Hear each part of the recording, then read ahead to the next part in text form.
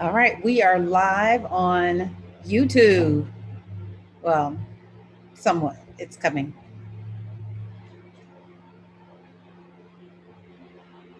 Okay. I think we are there. We are live on YouTube.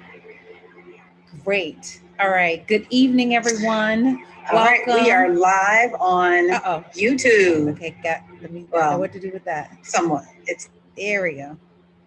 YouTube captures everything. Hi, everyone. How are you? Good evening. Hi, Shakila.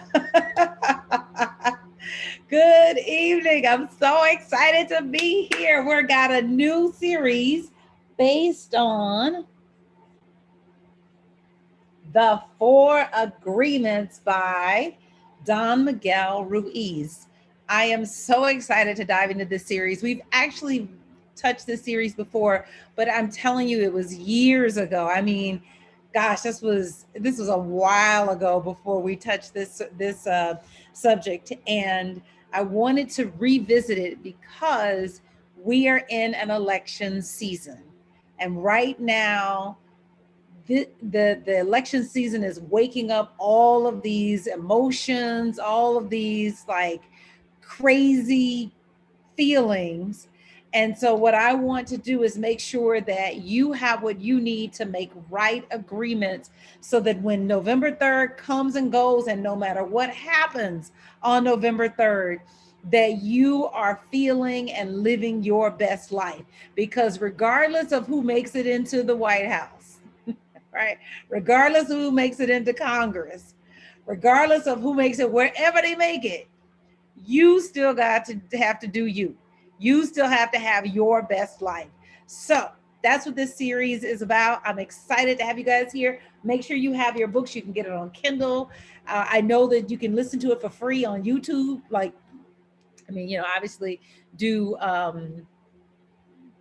you know, uh, buy it off of Audible, but I did, when I was preparing for this, I did find it for free on YouTube. So you can listen there and mark this book up.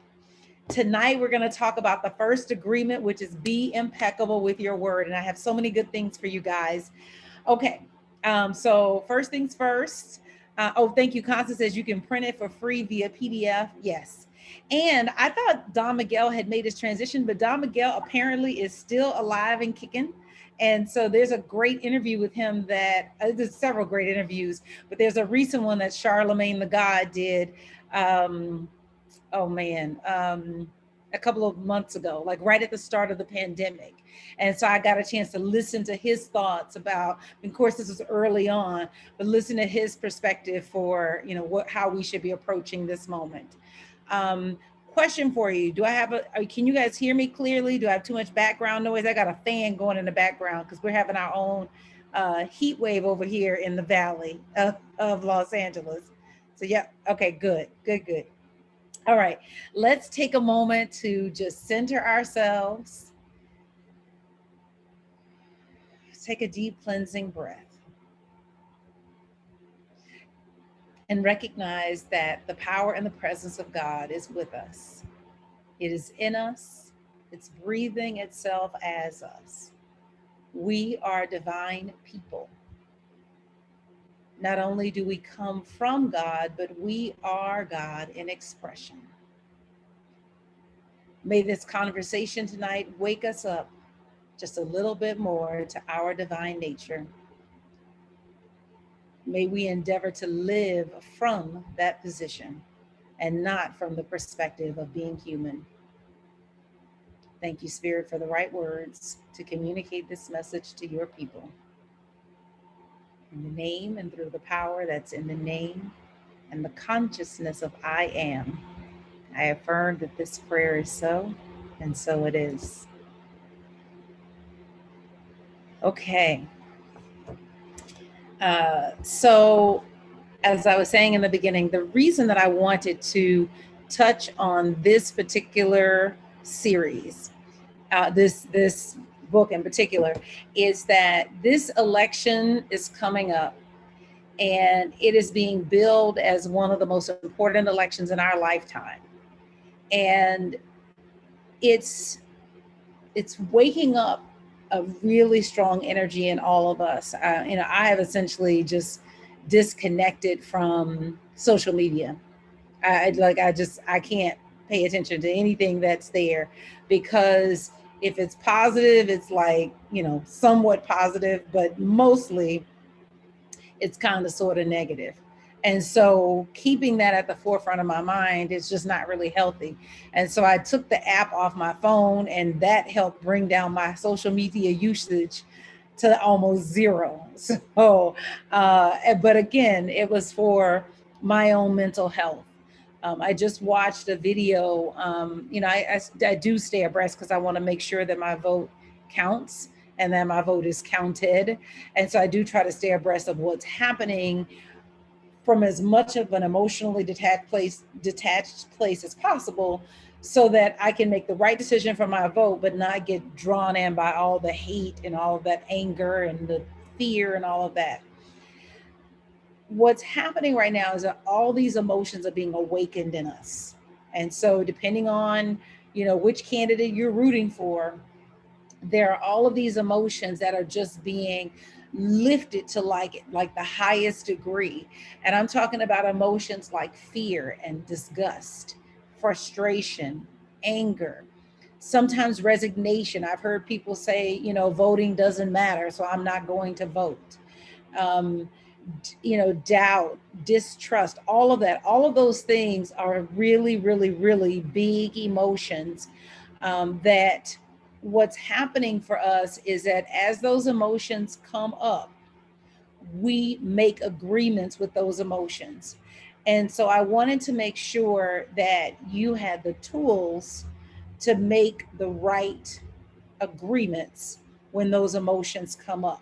Most times this stuff comes up and we don't really do anything about it. It just rises to the surface. We see it and then we go on about our day, but we don't really address it. And so I want to give you some tools that will allow you to address it, because the truth is that long after November 3rd has come and gone, all of those feelings of fear, anger, disgust, all of that vitriol, all of that energy that's been waking up is going to be playing out its consequences in your body.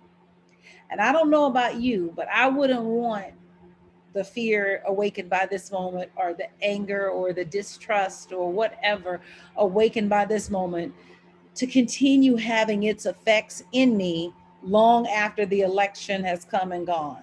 When November 3rd gets here and whatever the outcome is, I want to be able to go, all right, we made our decision.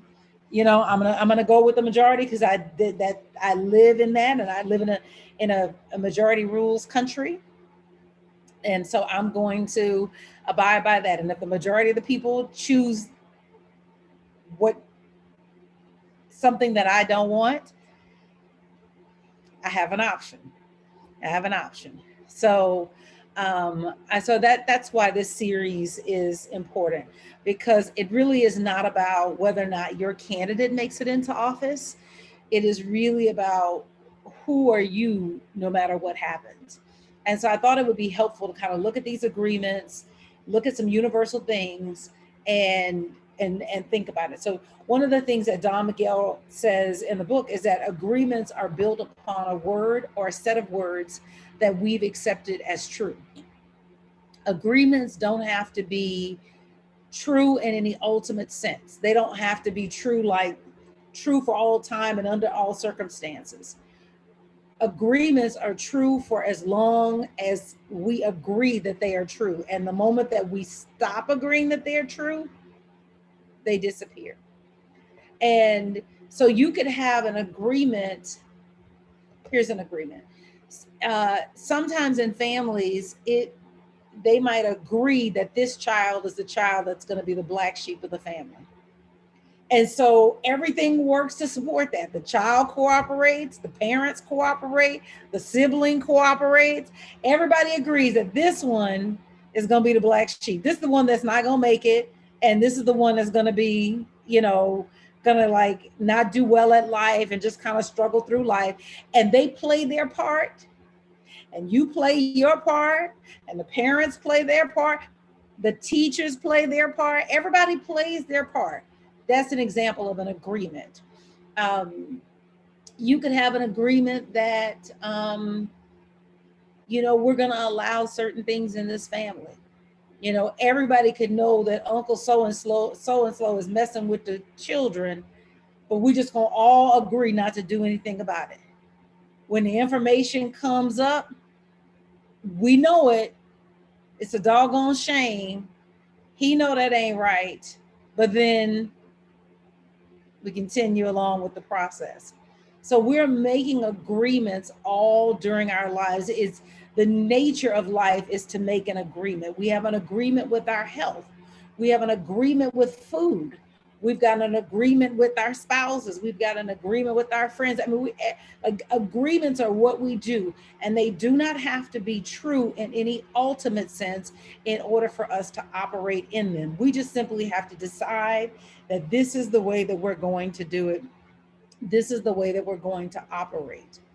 And so the first agreement that Don Miguel says to make is to be impeccable with your word. And he said it is one of the most difficult. He says that it's the most difficult. I think number 2 is the most difficult, but we'll talk about that next week. He said that this one is the most difficult to adhere to because it just colors everything in your experience. So your word is like a wand. Your word is literally like a magic wand. So I don't know if you guys like The Wizard of Oz, but that was one of my favorite shows. Or Bewitched. I loved Bewitched.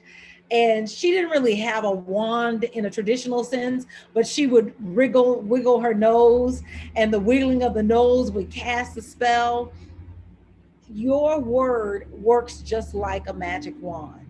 It either brings something good to life or it brings something not so good to life. But it is always bringing things to life. Your word is a life giving force. And the question is, what are you giving life to? So, for example, in 2016, when we were going through the election cycle, whether you were for this candidate or not, everybody talked about this candidate.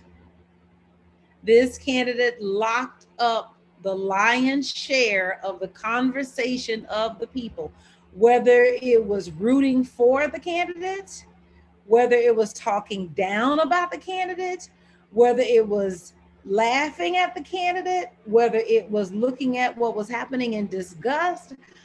But our word brought to bear what we talked about. The word never fails to bring to life whatever you give it to. The scripture, John 1:1 says, in the beginning was the word, and the word was God, and the word was with God.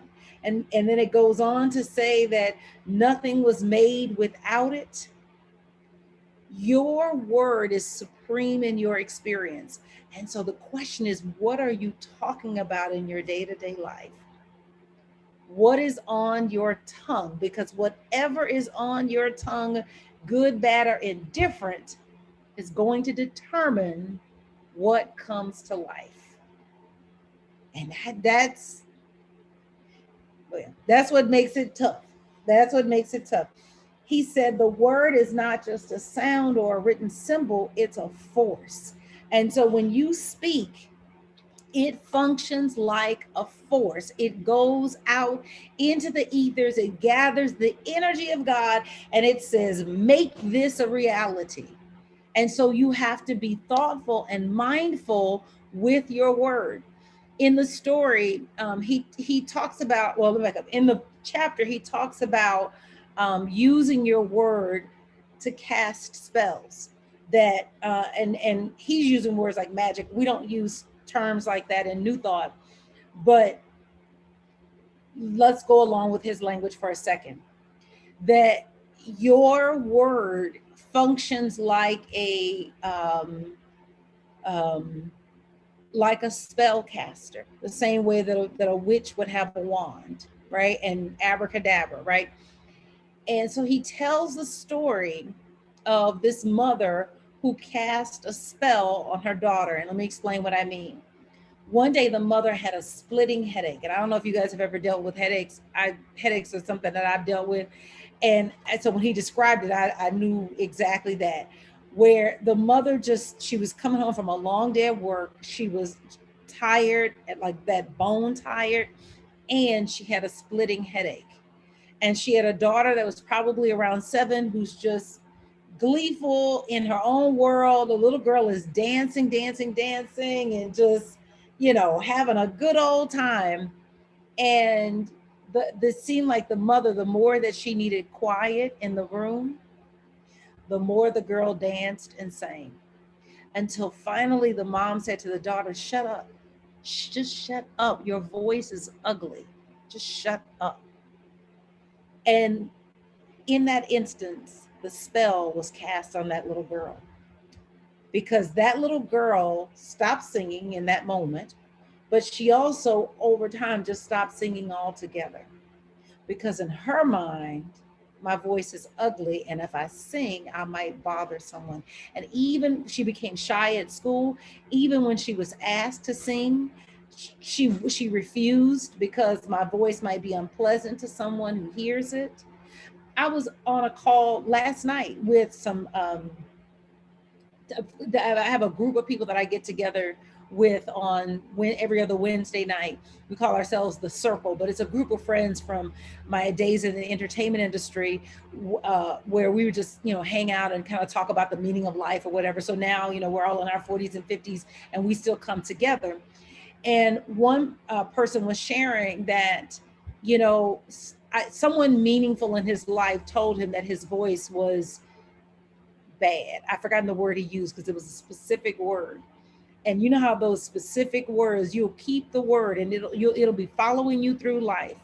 And so this person, whomever, it may have been a family member, whomever, said this to him about his voice. He's a performer. Said this to him about his voice.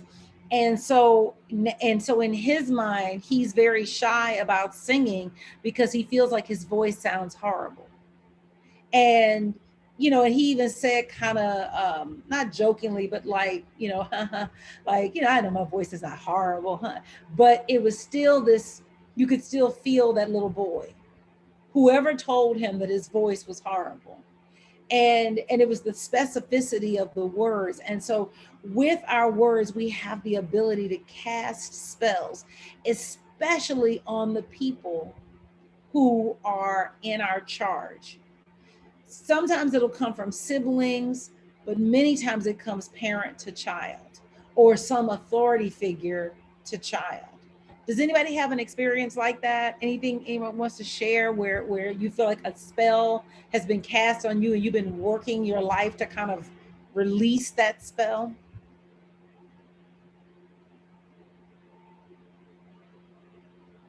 You can put it in the chat, and I'll also check the live chat while we're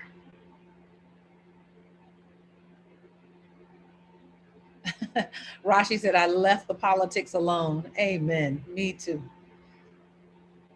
Me too.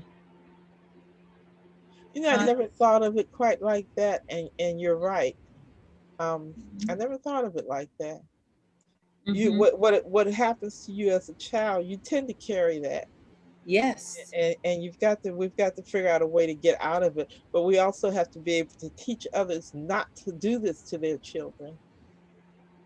So one of the things that I work with, I can't believe I'm about to say this out loud, but I'm gonna say it because I want to be free. So one of the things that I work with is the shape of my body. Mhm. And I learned not to like the shape of my body. So I have a deep insecurity about my hips and the size of my hips. And I can remember a parental figure pointing to that part of my body and saying, "See this is a problem." Hmm. Now, I don't know, was I 10, 11, 12? I'm not sure. Whenever you start, your body starts to change and you start to form, you Mhm. you're no longer that just, amorphous, not stick figure, but you start to get some kind of shape. And that stuck with me. And even now, and I'm saying, and the reason I'm saying it out loud is not so much to just tell my business, but it's like I gotta heal. you know, I'm trying to heal. My latest thing is I want everything out of spiritual escrow. I don't want none of my stuff left in spiritual escrow. God got a plane for me. God got some cars, some houses, and a whole lot of stuff for me. Plus satisfying relationships and all kinds of travel. And I don't want nothing in the way of that. And so I'm willing to tell it all in order to be free. So Constance says, word magic changed to miracles, perfect outworking of the law. Yes. But my point is that someone's word can leave an imprint on you depending on the level of value you place in that person. And so, with children, we are often counting on the adults and their experience to know better. I don't think that this adult figure in my life intended to harm me, but the spell was cast nonetheless. The energy was passed on, the energy of shame, the energy of something being wrong with you, the energy of not being enough was passed on. And it was passed on through the word. Anybody else? I'm going to check the video again, just looking for comments. Okay. I have a question. Sure. And thanks for sharing your experience. Well, I'm gonna say this, right? Your experience is similar to my experience, except I'm the adult figure, and I would like to know if there's a way to reverse that, because I don't think a simple story will suffice. Sure.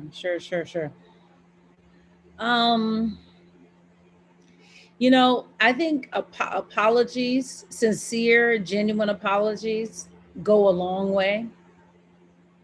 And so going back and just acknowledging, hey, I said these things and I'm not sure how they landed in you, but as I'm, now that I have reached this point in my development, what I said to you is not something that I feel that I would say to you now, given who I am now.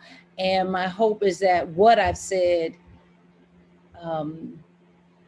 doesn't harm you, and then the other thing is just to ask the Spirit, God, guide me on what to do. Show me how to make amends. That's a really, really, really powerful question that you can ask. God, show me how to make amends. All right. And then that way you're not looking for what somebody says to do. What the Spirit leads you to do is what you do. So very powerful. Thank you for asking that. Yeah, the ability to, well, we're going to get to that. Okay. So if you're the person who said some things that you want to deal with your children or with a sibling or someone else in your life, is just take that in prayer. God, I want to do something about this. I want to make a difference for, this person, or, whatever the words are, you find the words, right? But I want to give you, we're going to get to that later, what you can do to reverse the spell in you, because all of us are walking around under some spell. That's just the real deal. It may not have been a spell that like a single person cast, but it might be a spell like society, and this is what it means to be a woman in society, this is what it means to be a man in society, and just how you're constituted, you don't line up with that, right? But you feel badly about the way that you see life because you don't match up to what the quote unquote standard is. Dr. Brenda? Reverend Sherry, having been a math teacher, something that was always a pet peeve for me that I want to say.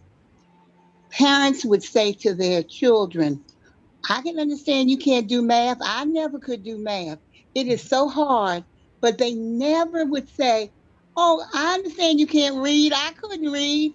Yeah, and I always said to every student, you can do math. I see the genius in you. I see that you're brilliant. And Yes. I just think that we need to encourage all people, all children, whether they're yours or not, that the brilliance is there. I mean, a lot of times we put on our children what, we had lacking. Yes. And that was always something that I would hear parents saying, well, I couldn't do algebra, so I just, no. Yes. Yes. Yes. You just Yes. didn't meet the right teacher. You didn't get it right way, but you can do it. I know you can. And Yes. that's what I Yes. had to Yes. Yes. always say to them. Mm-hmm. Mm-hmm. Rashi, I got a comment here. Rashi says, I know stuff that was said to me. I've kind of forgotten. I learned to release and let go. Yes, yes, yes, yes. And I want to help you because sometimes, so here's the thing. Sometimes there are spells that are cast, but it's below the surface. So you're not consciously aware of it, but it's driving your experience and you know it because you can look at your results. So something is involved with why the money keeps running out before the end of the month, right? Something that's a spell. Something is involved. It's not just, well, I don't make enough money, because having enough money is a function of a consciousness, not a job, right? So some of us may be under spells that are driving results, and we're not present to the spell. But we're going to talk about how to expose it. So let's keep going. All right. Okay. Sheila, were you going to say something? Go ahead. Can I ask you a question? How do you deal with something like that when the person has made their transition? Now, you've been abused as a child. You've never been able to deal with this person. I mean, it's a close family member, but now they've made their transition. And we one of the things that we do at CUT a lot is the forgiveness, and me and forgiveness don't work well. Yeah, I just don't work well. Forgiveness and I have nothing to do with each other. I'm Yeah. that kind of person who will, vengeance is mine. But you recognize, at least I recognize, childhood affects adulthood. Okay. Yes. And I Yes. don't know how to deal with something, especially since they're gone. I mean, Yeah. So we're gonna work with that. I'm gonna get through all this other stuff, and I'm gonna give you that because I have an exercise for that specifically. okay. Okay. Um, Constance says, somewhere a spell was cast that I became extremely independent. And now at this age, I'm learning to allow others to do for me. I know that, Constance. I have a friend who says, if you want something done right, you got to do it yourself. But then this person is always doing it himself. And the truth is that if you want to go fast, go alone. If you want to go far, go together. That it's the team that moves something far. And so it's learning to work out those kinks in the relationship so that you can get the results that you desire. So I hear you with that. um all right, I want to keep going a little bit. um so the thing to realize is that every word wakes something up, right? So the combinations of words that I just spoke awakened you to some things. It made you think about some things. You may not have been consciously thinking about those things when you came into the room today, right? But they're now at the forefront of your mind. Like you said, Shakila, how do I let this go? Like this is here. Forgiveness is an issue. We gotta, I know I'm supposed to do it. House and ever, you know. So so what then do I do about that? And so what you want to get is that words wake things up. And so the way to wake up forgiveness is to begin to speak the words of forgiveness. So one of the things that I do before I go to bed at night, so I have a little, I don't know if I have it handy, if I'll be able to show it to you. I have a little routine. Oh yes, I do. That I do.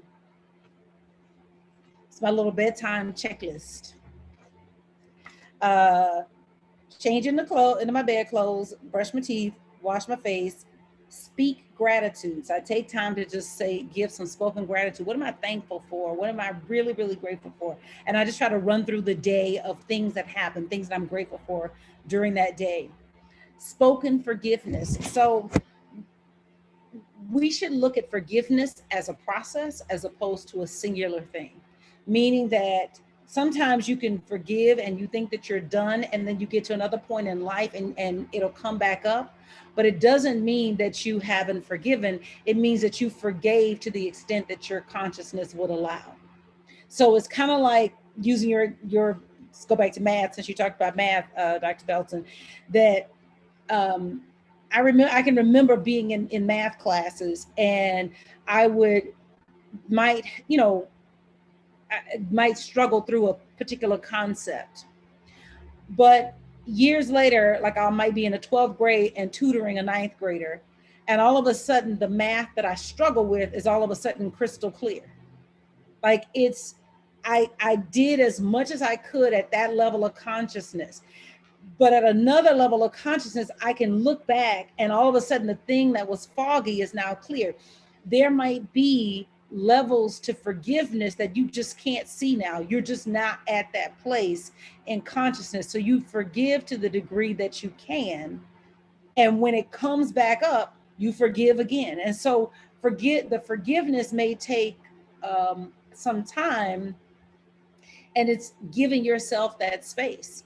And then also realizing that forgiveness does not mean reconciliation. Forgiveness means that I'm releasing the anger, but it don't mean I got to go back and be your friend, continue being your spouse, continue coming to the family dinners, none of that. But I can still forgive you where if it comes up, there's no emotional baggage inside of me. So many times we have to decouple those things in our mind, because for many people forgiveness means reconciling with the person, and forgiveness and reconciliation are two separate things. Only God will tell you if you need to reconcile, and if God don't tell you you need to reconcile, we ain't never got to speak again. And you could be as forgiven as somebody that I'm walking down the street with that I've forgiven, like it. So just know that those two things can be separate.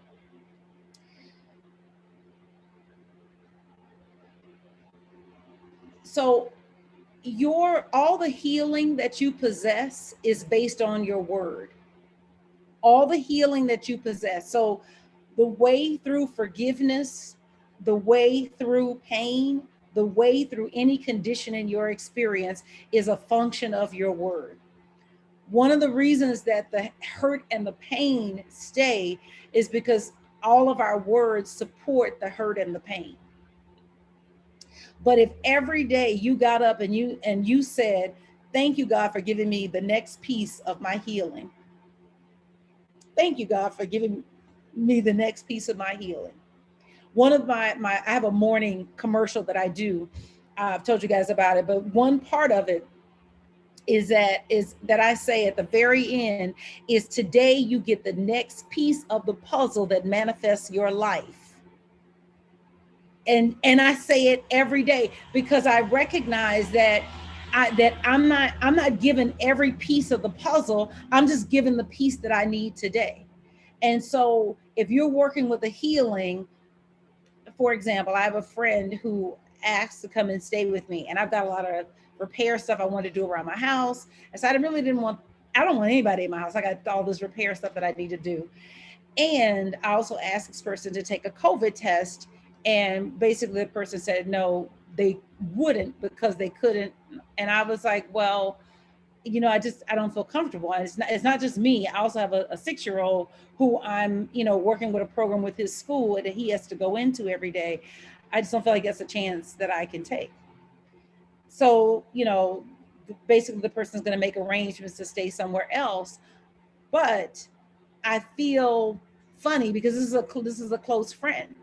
So every day I talk to God about deepening the friendship and letting what seems to be a block actually be what helps us get to a new level of authenticity. Now, I don't know if that's going to manifest through this moment. We may not speak for a while. I don't know. Or if the next time I call this person, we will have that same type of connection that we've always had because I was willing to be honest, you know. So again, it's just being willing to work through that process and to just call it into expression. And so whenever this person comes up, instead of stewing in, God, you know, this is probably really going to mess up our friendship, I will speak the words out loud. Thank you, God, for deepening our relationship. Thank you that we love at a greater level as friends now because we have the ability to be honest with one another, even when it's not something that the other person wants to hear. And so every time the feeling of worry about the friendship comes up, I speak those words. And the thing is that words always win in the end. If it's a battle between feelings and words, words win. And so you speak the word to begin to do the shifting process. So all healing is contained inside of your word.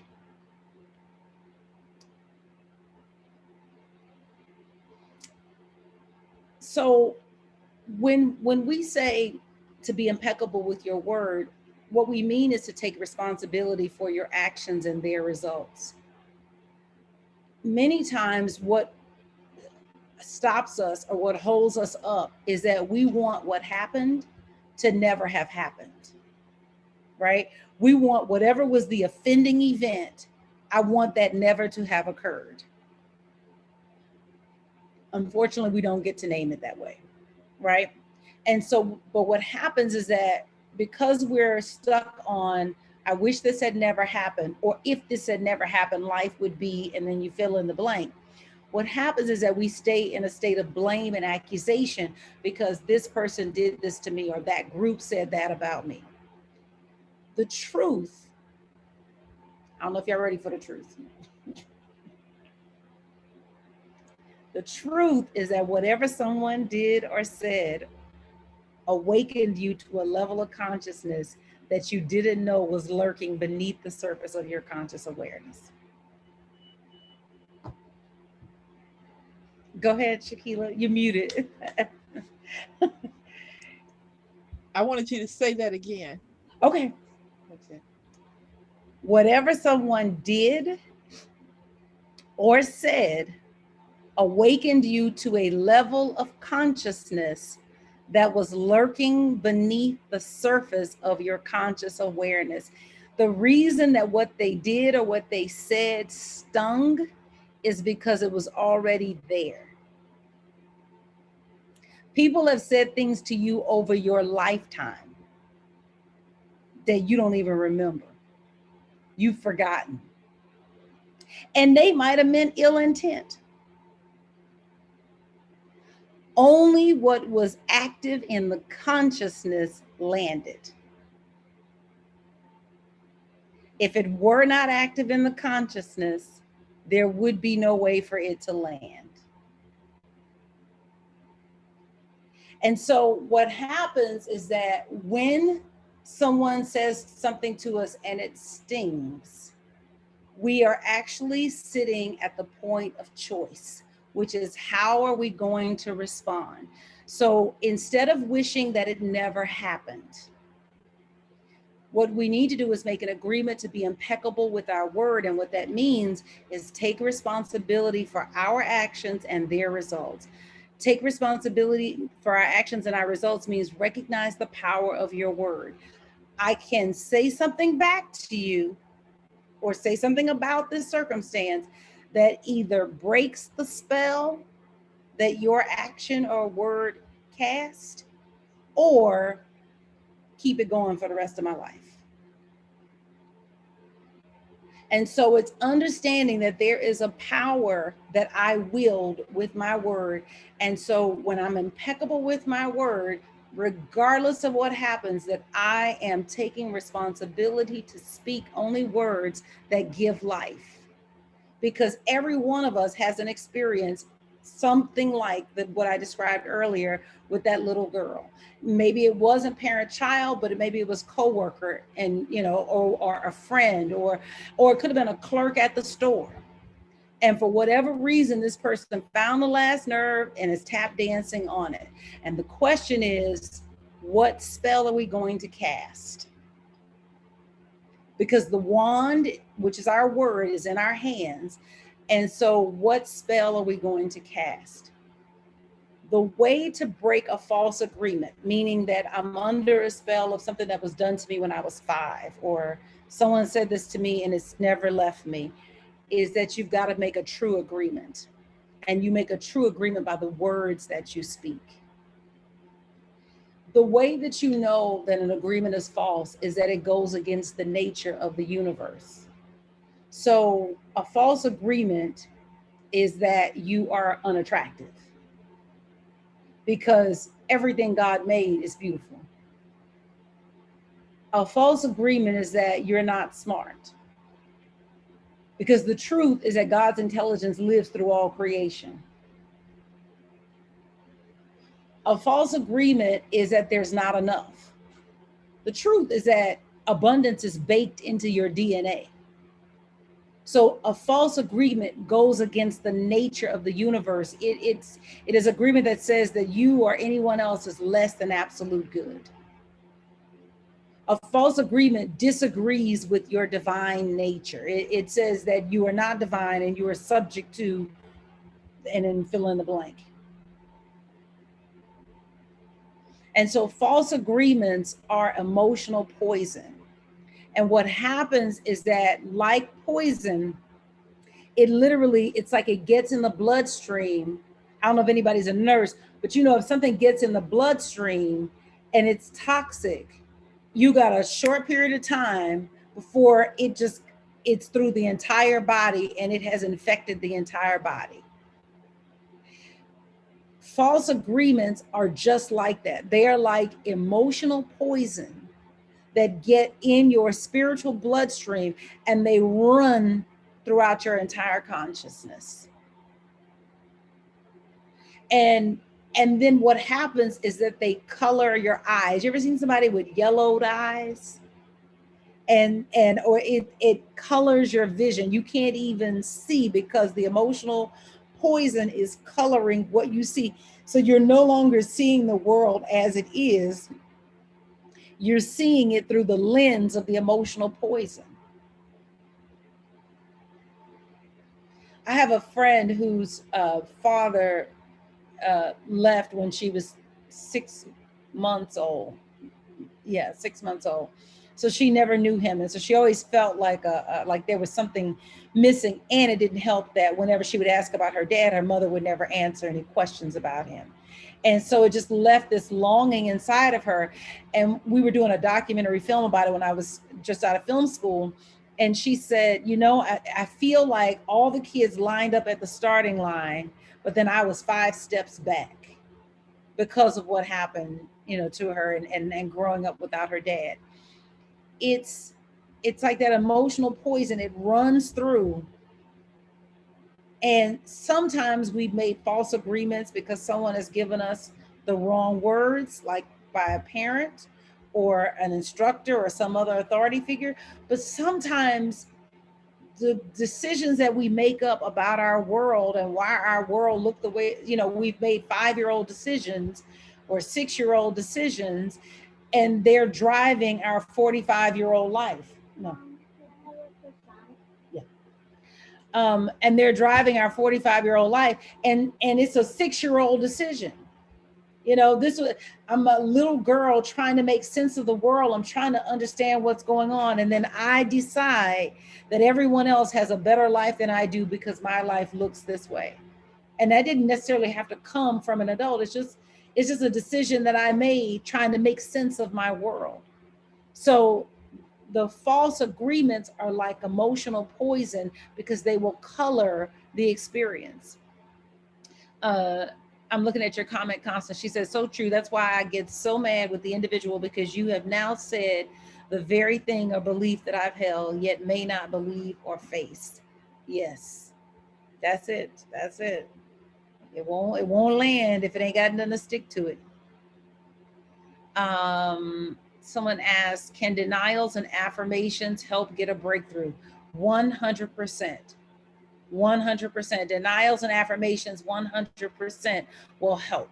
And I'm going to give you some other things too besides that, because I want you to I've got a little thing for you. So let me get that. Okay, not this. Let's close that.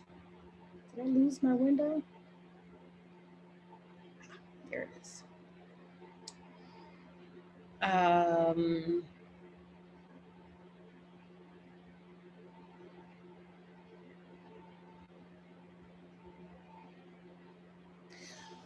So sometimes we worry about other people who are not impeccable with their word. But when you're impeccable with your word, it actually immunizes you against someone else's impeccability with their word. And let me tell you how. So when you're impeccable with your word, let's first break down what impeccable means. Impeccable is made up of two things. It comes from the Latin im and peccatus. So M-I-M means without, and peccatus, P-E-C, I may be mispronouncing that, but P-E-C-A-T-U-S means sin. And so the literal meaning of the word impeccable means without sin. Now, unfortunately, the word sin has been messed up for a lot of us because of our religious upbringing. And so we were beat over the head with the idea of sin and how, you know, it made us separate from God, and the wages of sin is death. But the literal meaning of sin is simply missing the mark. It comes from the sport of archery. It's an archery term. And when the archer aims for the target and pulls back the quiver with the arrow and releases it, if the archer misses the mark, it is called a sin. Like in basketball, if you get the ball in the hoop, it's called a basket, right? If the archer hits the bullseye or doesn't hit the bullseye, then it's called a sin. So to be impeccable with your word means to be without, to use your word without sin, to not make a mistake, to not miss the mark. So what happens when you are impeccable with your word is that you literally change your vibration. Have you ever been in a circumstance where you felt really good, something really good happened for you or to you, and you were in a really good mood, and then you encountered a friend who wasn't feeling so good? But no matter how badly they felt, you weren't willing to come down there with them, and whatever emotional, I mean, you felt for them, you had empathy for them, but you weren't going to let them pull you down into whatever mess they were in. So when you are impeccable with your word makes you it takes you out of vibration with that person. So you're not even available for it. You're not even available for it. This is not what I'm interested in. I'm not even a match for it. I don't even attract it to me. And so you don't have to fear using your word in an impeccable, godly way and feel like you're going to be subject to the word of somebody who's using their word in an ungodly way. You are literally immune from it. Literally. And I don't mean that in like a metaphorical way. I mean, literally, you are immune from it. That person has zero ability to touch you emotionally because your words have you on such a high that you just not there. And so your word is a protecting force. Your word is a protecting force for you. When you make a true agreement, meaning when you use your word the way that it's meant to be used, it literally lifts you above whatever chaos there is in the world. It makes you immune to anyone trying to put a spell on you with their words. You only receive a negative idea if your mind is fertile ground for that idea. When you become impeccable with your word, your mind is no longer fertile ground for the manifestations that come from the misuse of a word. So if someone says something crazy, you're not even there for it. It has nowhere to land.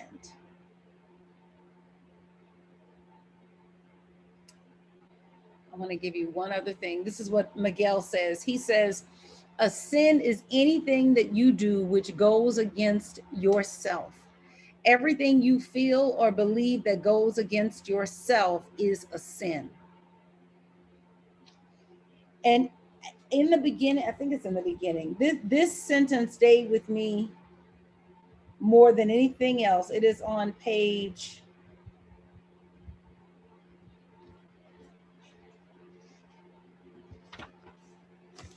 it's on page 44. Yes, it is at the top of 44. He says, you can measure the impeccability of your word by your level of self-love. I have read this book so many times. I promise you, I've never seen those words. I don't know who got in the book and put those words in the book, but I have never seen those words. But now I have, and now I can't unsee them. You can measure the impeccability of your word by your level of self-love. How much you love yourself and how you feel about yourself are directly proportionate to the quality and the integrity of your word. When you are impeccable with your word, you feel good, you feel happy and at peace. So that got me going, because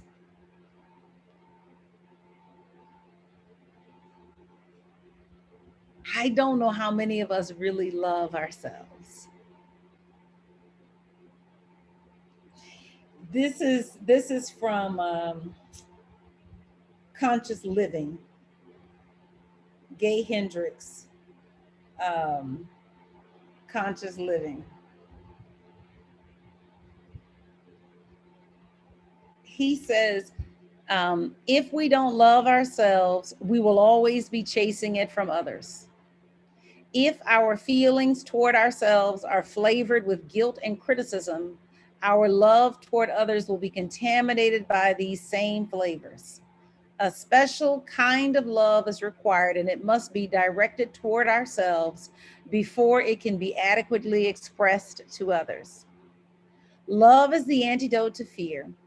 Fear pulls us into contraction, but love allows us to expand again.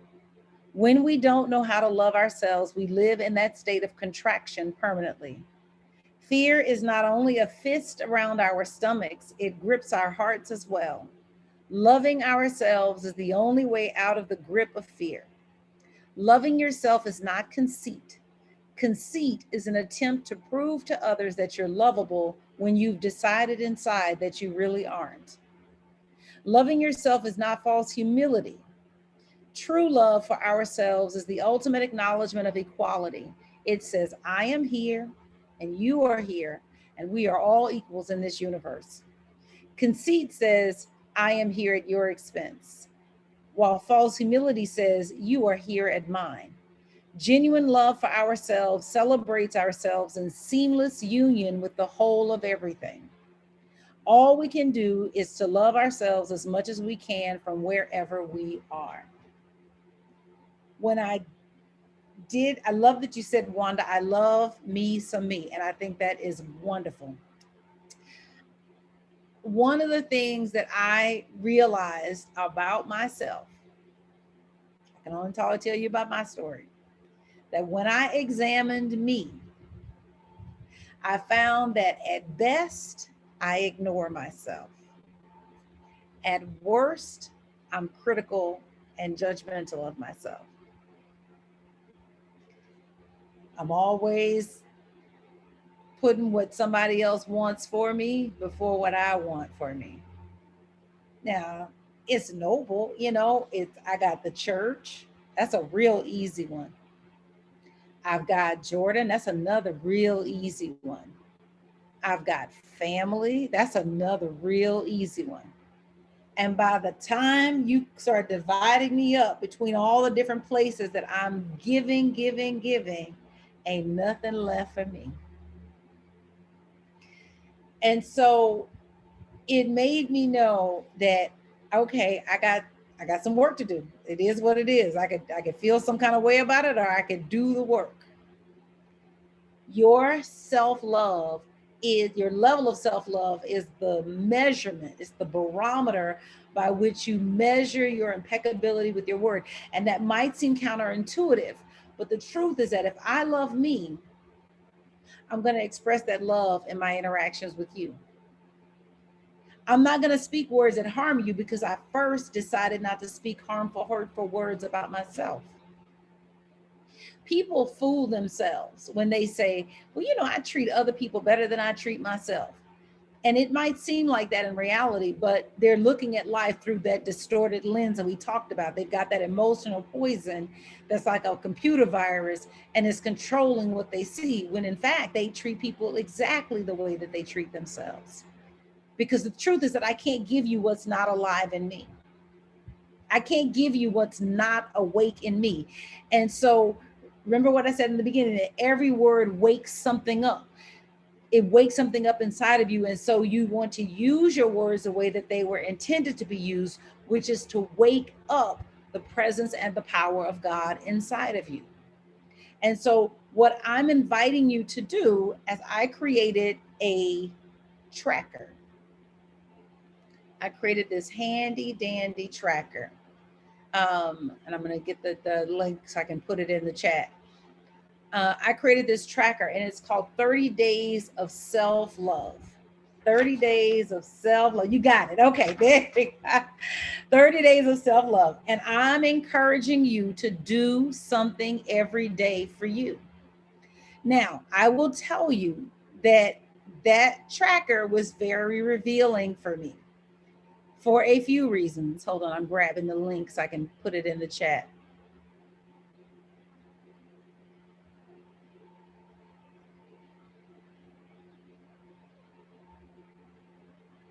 Okay.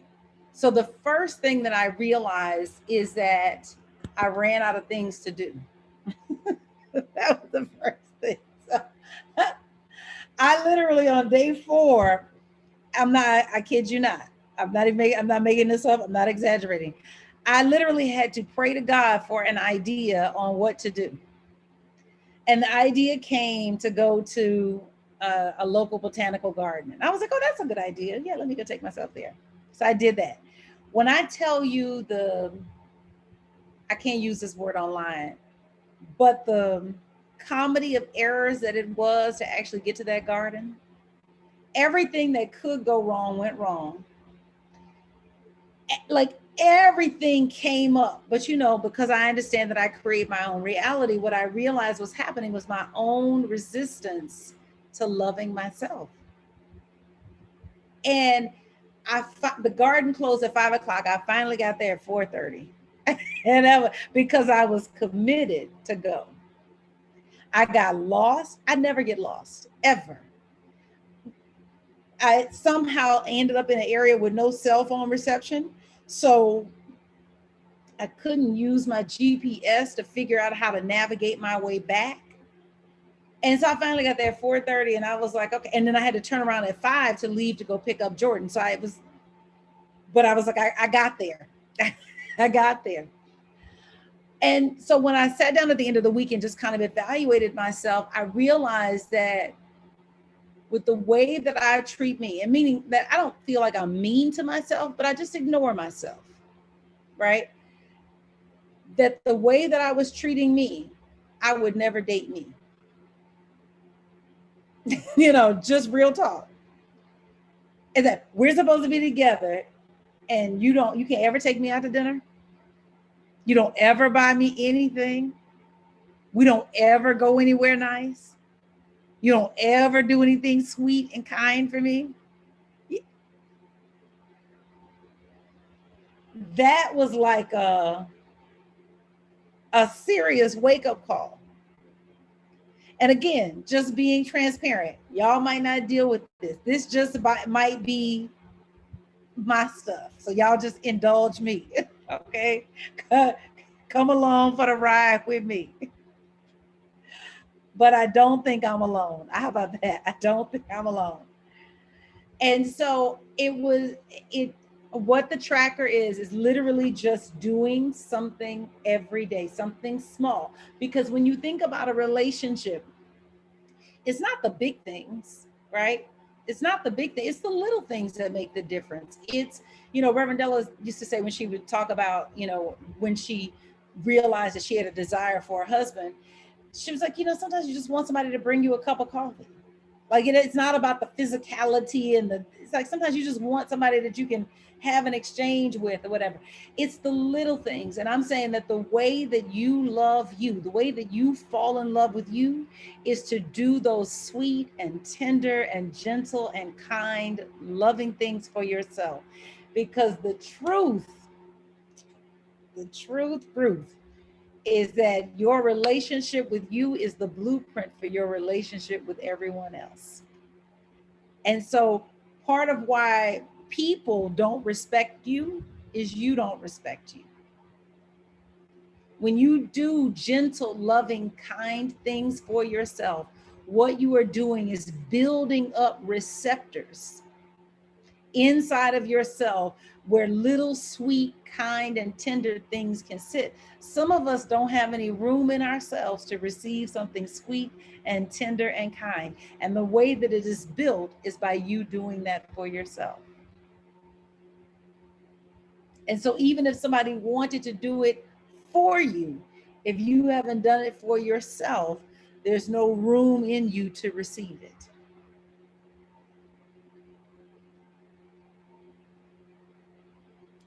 And so, I want to take a moment. Well, first of all, let me ask, are there any questions? And we're going to do one breakout room activity. Any questions? Anything? Let me know. Any response? Any aha moments?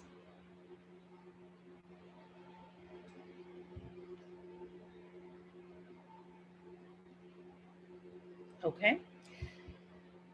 So we're going to do 2 rooms. I got to do a competition, 2 breakout rooms. Yeah, there's 9 of us. 3 breakout rooms. And what we want to do is come up with the greatest number of sweet, loving things that you can do for you. And the room that comes up with the most unique ones wins. Okay. All right. All right. Let's get the breakout room. So everybody knows what we're doing. We're coming up. You're just coming up with things that you could put on your trackers, things that sweet things that you could do for yourself.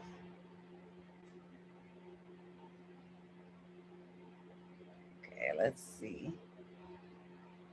Okay, perfect. All right. So what's going to happen is you're going to get a prompt that says join now. And so you hit join now and it's going to put you in the breakout room.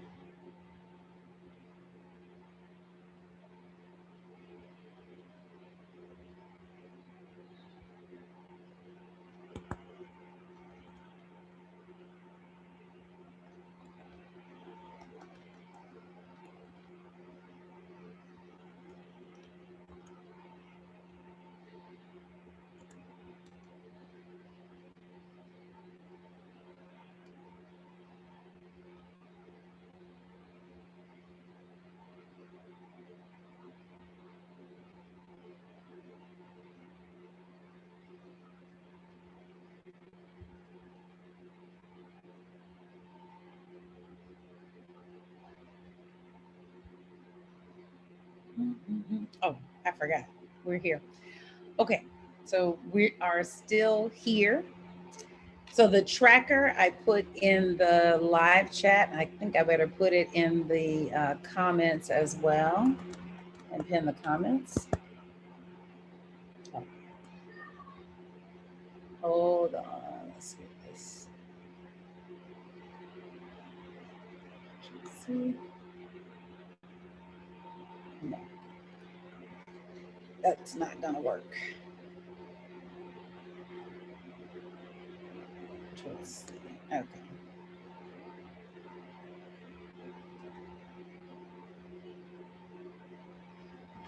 All right. So the four agreements. This is a really, really powerful agreement. Encouraging you, if you haven't already, to pick up the book. Make sure that you have that handy. It is a really, really powerful study, and he says on page 45 that impeccability of the word can lead you to personal freedom, to huge success and abundance. It can take away all fear and transform it into joy and love. So I encourage you to really dive into this particular agreement. I mean, all of them are good. All of them are very, very, very good. But this one in particular, it was that self-love piece that really honestly stood out to me, that just really hit me like a ton of bricks, and really made me get honest with myself. And so I'm encouraging you to do the same. Keep an eye on this time. Okay, great. And then, download the tracker. Try it out. You never know. You never know. I'm interested in just seeing what comes of the experience. I'm interested in seeing what, who I am after 30 days of doing little sweet things for myself. Who knows? It may be um, nothing's changed, but I don't think that's the case, or that everything has changed. And so I am really willing for life to get better, for life to get sweeter, and for life to be way more satisfying. And I will tell you, this is one of the things that I have noticed since I started doing this, is that there were things that I would need to do sometimes that felt like heavy lifting. Like I would get to the weekend and it would just feel like just being tired, like really, really, really tired. And what I realized is that some of that was that I was being pulled down so much by the week, by all the pressure of the week, of the things that needed to get done, that I didn't feel like doing anything on Saturday. But just tasking myself to do something every day shifted my energy. So Saturday was just like, look, I just noticed that I had greater energy. I noticed that I just felt better.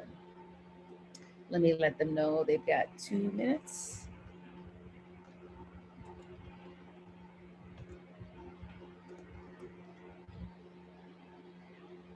Okay. Wonderful. So I want to hear from you on what you do to love yourself. So you can put that in the live chat.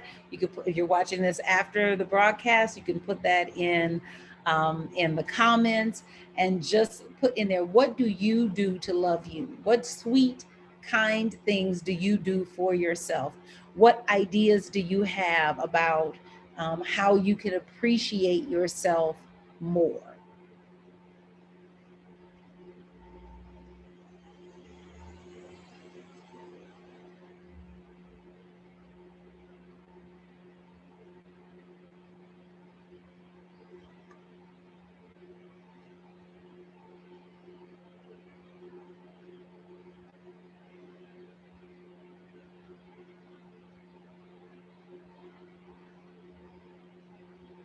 Hi there. Are we back?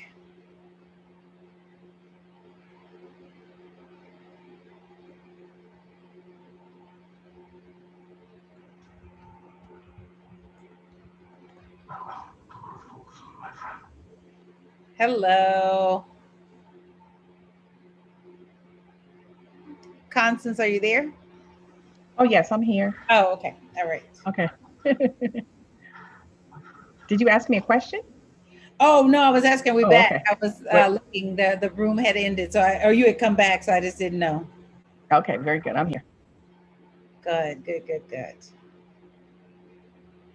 Any insights, aha moments, things you heard differently? Because I know you've gone through this book before. Well, it's new. It's like you. Where did those certain words come from? Because you read stuff, and because you're not ready at that level of awareness, it just skims over. So rereading something, it has a whole different meaning for my life now, and a Yeah, whole different understanding. So this is really yeah, good. yes, Hmm. yes, yes. All right, we're all back. Oh, hold on, let me bring up those breakout rooms.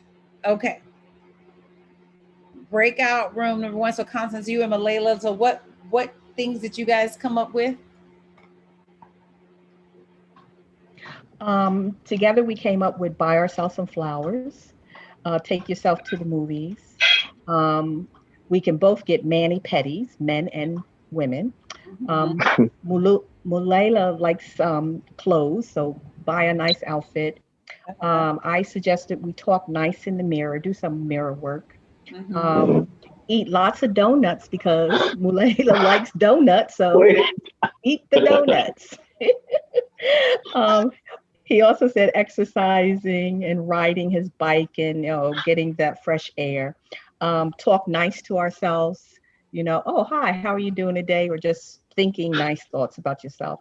Also, buy a card. Go out, read instead of getting a card for your significant other. Stand there and read those cards and find one that you would like someone to give to you. So that's what we came up with. Nice, nice, nice. Okay, all right. Group one, group one. That's good. That's good. Um, Andrea, Dr. Brenda, what did y'all come up with? Well, Dr. Brenda and I came up with, I love the first one. She actually said, set the alarm on your phone. And you know how, like, you can put a label on the phone, say 6 o'clock, wake up and walk or something like that. But to make the labels on the phone be loving expressions to ourselves. And I thought that was really unique. So it says 6 o'clock, then it'll say, I love you, or you're wonderful, or something like that. Yes. Alarm on the phone to speak loving expressions to ourselves every hour. Mm. And like the others, we say exercise, yoga, walk, Uh-huh. meditate, take yourself to the movies, take yourself on a date, take a nap, send yourself flowers, buy yourself a gift, pay somebody to clean your house, Amen. and manis and petties, like the others said, manicures and Nice, nice, nice. Okay. These are good lists, you guys. I love that you said take a nap.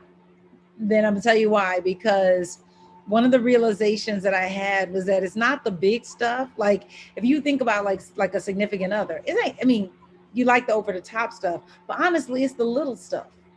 It's the cup of coffee. It's the you know quiet. Hey, I'll take the kids and you have a few minutes to yourself. It's not big grand gestures. And so sometimes the most loving thing you could do is just lay down and take a nap. I So agree. all right, group three, Gloria, Shakila, how did you do?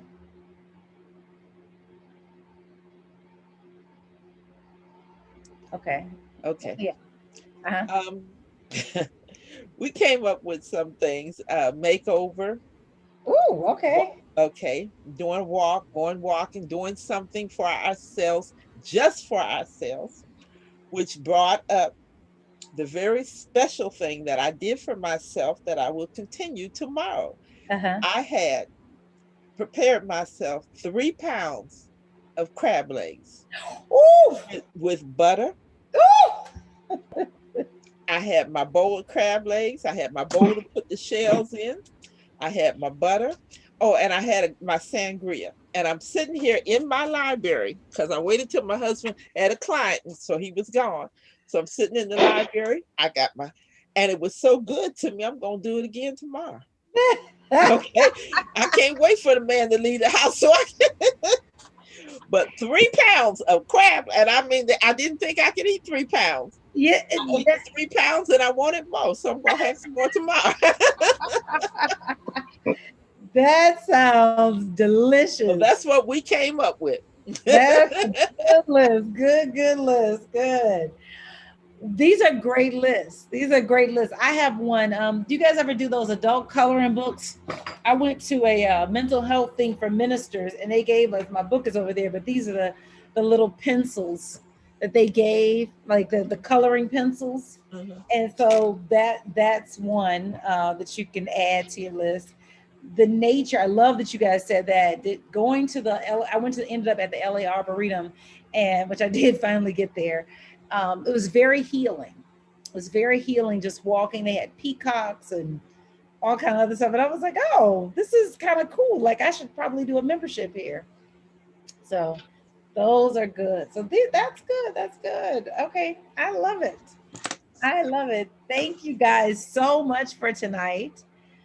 For next week, we're going to do the second agreement. Okay. Oh, wait, I don't want to miss Norma's comment. She says, I try to work out 5 days a week. I start my day with a nice cup of tea. And lately, I've been listening to some good Karen Drucker. Yes. Yes, we love Karen Drucker. Yes, yes. Wonderful. Thank you, guys. Thank you. Second agreement next week. Have a blessed week. And I will see you guys in 7 whole days.